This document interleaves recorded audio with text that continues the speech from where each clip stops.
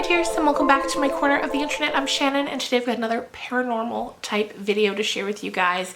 If you're new to my channel, I upload these every so often. Once September comes, we move into the full fall spooky season vibes. They definitely come more frequently. Also on my channel, I do book-related content, book reviews, book talks, with the scatter vlog thrown in. So anyway, today, like I said, it's a paranormal video. We're going to be talking about an island that a few years ago I heard about and found really intriguing. It's in Italy, in fact, not too far from Venice, and it's called Poveglia Island. Now you guys, this place has a long and tormented history. So many terrible things have happened there. So many lives have been lost there. But before we get into why we're talking about it today, I'm just going to read you this little blurb here that I found about the early history of the island. So it says here, in the South Lagoon between Venice and Lido sits the small Italian island of Poveglia, that for centuries has been a refuge, stronghold, place of exile, and a dumping ground for the diseased. Dying and deceased. So the first time that this island sort of shows up in the history books is in 421 AD. And from what I gathered, it was a place where Attila the Hun and the Huns did a lot. Like, they lived there and they did a lot of different things on that island. So in 421, Poveglia welcomed its first inhabitants, men, women, and children who fled the barbaric invaders that had ravaged the mainland. So they left the mainland of Italy and went to this island. So it says here, it's relatively small size, made the island defendable and not worth the trouble of invading armies. For centuries, this small community lived in peace and avoided the laws and taxes of the mainland. Their population dwindled, however, and by the 14th century, the island was once again abandoned. Now, imagine, if you will, the 1300s roll around. And along with it comes the Bubonic Plague. And as we know, I'm sure I don't have to explain to you what that was, but it was a plague that really ravished Europe. And it would come back again and again throughout centuries. So like, it was there in the 1300s, but again, it had a big hit in the 1600s. So the people of Italy decided that the best thing to do, because once all was said and done, 1 out of 3 Europeans was taken by the plague. So they thought, okay, we need to get these people away from the majority of the people. And they decided that the island would be the perfect place to do it. It was close enough that it was easy to get to, but far away enough that people could quarantine there.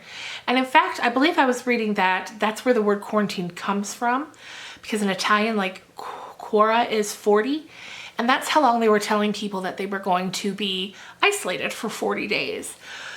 But when it all came down to it, if you were being sent to the island, it was essentially a death sentence. You weren't coming back. And so they were sent there, and by the tens of thousands, people were dying. And they were just, there were so many bodies that eventually what would happen is they would just be dragged to the center of the island and caught on fire because they didn't know what to do with such a large number of bodies. Once all is said and done, it's said that over 160,000 people died on that island. So right off the bat, that's already a recipe for just an extremely, extremely haunted piece of land. Like, right off the bat, where it's not looking great. It's even said, whether joking or fully seriously, that because of just the massive number of bodies that were on the island, the soil there is half dirt, half human remains. And to this day, there are, I believe, vineyards there where they grow the grapes to make the wine, and the vineyards really thrive in that soil. So anyway, that's during plague time. So again, when it resurfaced in the 1600s, they kind of did the same thing because they really just didn't know what else to do. Now fast forward again, and it's the early 1900s. I believe it was 1922. They decide that because of the isolation and the location, it's the perfect place to open up a basically insane asylum, which you already know. You already know where this is going. Back in the day, you know, even in current day, we don't have mental health care fully figured out. But back then, we certainly didn't. And not only were the people who struggled with mental health treated like, or worse than animals, you also had people being put in those places that didn't belong there, women especially. You know, if you were too vocal or had too many radical ideas, it was assumed you were insane and you were shipped off. So the 1920s come, an asylum is opened up there, and a lot of bad things happen. There was a doctor there, I think his name was Dr. Paulo.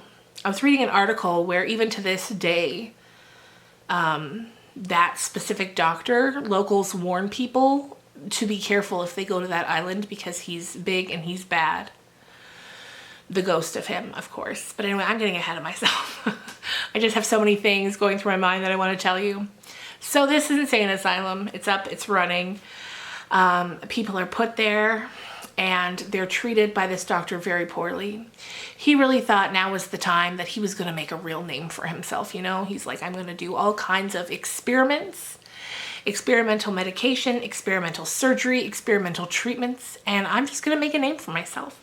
He really thought he'd get some big discovery and he'd be known forever. And well, he has been, but probably not for the reasons that he had originally thought or originally hoped or intended.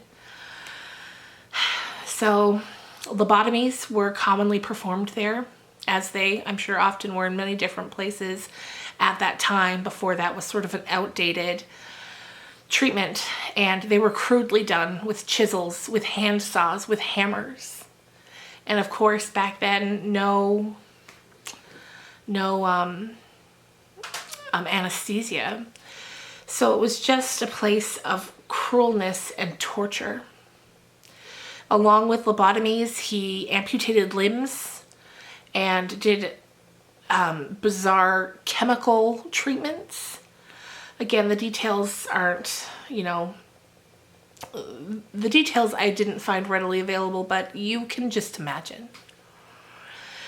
So time goes on, and eventually the doctor, whether it was from his conscience or whether it was from the ghosts that were at that point, even before, you know, the insane asylum got shut down, there were rumors of ghosts on this island because of all of the people that perished during the plague. People said that they constantly saw shadowy figures wherever they would go or look. They said that there were reports that people couldn't sleep at night because they could hear screaming, even though none of the patients were doing it. And reports like that went on for many, many years. So anyway, back to the doctor. Eventually things reach a fever pitch with him. And again, whether it was because of his conscience, the things that he had done were haunting him, or the ghosts of the island. One night he went up to the bell tower on the island and flung himself from it. Now, apparently there was a nurse there who had seen him do this. And she couldn't tell whether he had been pushed or jumped, but jumped has kind of become the most generally believed story. And she said she watched him and she could tell that when he landed, he wasn't dead. The fall didn't kill him. But instead she reported that as soon as he landed, a mysterious fog seemed to come up out of nowhere and strangle him. And that was the end. Now, this asylum was eventually finally closed down in 1968 for the last time. And since then, you're not allowed to visit the island. The government of Italy was just kind of like, Nope. There's too much there. So the asylum still stands. It is decrepit, is falling apart. The stairs, I watched some videos here on YouTube of people who toured it, and like there'll be stairs going up and then there'll be 3 or 4 stairs missing in the middle. It's just really falling apart. And while you're not supposed to go there, it's not blocked off in any way. Like if you're wanting to go there, you're supposed to get permission from the government, but it's not blocked off, like I said. And if you're in a boat, you can just pull right up and get off on it. And that has happened a few times. That's how we have these accounts on YouTube to watch the videos. Allegedly, in 2016, there were a group of 5 American friends. I believe they were from Colorado, and they went and explored the island. But later that night, they had to be rescued by a team of firefighters from Venice. And when the firefighters got there, they found that these men were completely in shock and just in a real state of panic and fear. And they had to be taken from the island. And that's just, let's just say you won't catch me there anytime soon.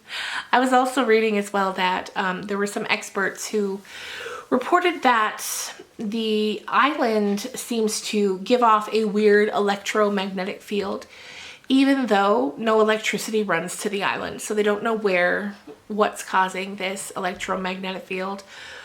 But perhaps it is one, caused by the many, many tortured souls that still roam on that island between the plagues and the insane asylum. There's just no shortage of tortured souls there. It's so sad. I hate thinking of that. I just hate it. So there you go, you guys. I hope you enjoyed this video. There'll be plenty more like it coming in the coming weeks as we move through September and then into October. And if you've been around this channel for a while, you know that come October 1st, my dear friend Bernard will be co-hosting this channel as he sits back on that shelf. So if you're new to this channel, you've got that to look forward to. He doesn't say much, but he likes to stick around. Anyway, you guys, thanks again for watching, and I'll see you real soon with another book talk video. Bye.